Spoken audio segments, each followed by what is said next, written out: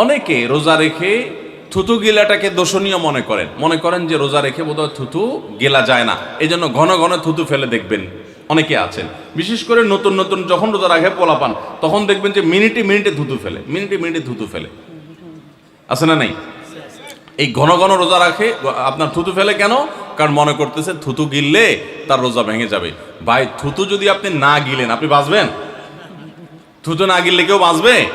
যতই আপনি থুতু ফেলেন, আপনার থুতু তো কিছু না কিছু ভিতরে যাবেই। যদি না যায়, গলা শুকিয়ে গেলে তো আপনি মরেই যাবেন। এই জন্য এটা একটা ভুল যে আমরা মনে করি থুতু ফেলা লাগে। রোজা রেখে রোজার কারণে এক্সট্রা কোনো থুতু ফেলার দরকার নাই। আপনার মুখে বালু চলে আসছে, একটা মশা ঢুকে গেছে, আপনি রোজা আছে, এটার জন্য ভিতরে না যায়, সেজন্য থুতুটা ফেলে দিলেন, এটা ভিন্ন কথা। আপনি বেসিনে গিয়ে ফেলে আপনি একটু পানি ঢেলে দিলেন। কিন্তু রোজা রেখে ঘন ঘন থুতু ফেলতে হবে, থুতু গিলা যাবে না, এরকম কোনো কথা নাই। এটা আমাদের একটা ভুল, রমজান কেন্দ্রিক একটা ভুল।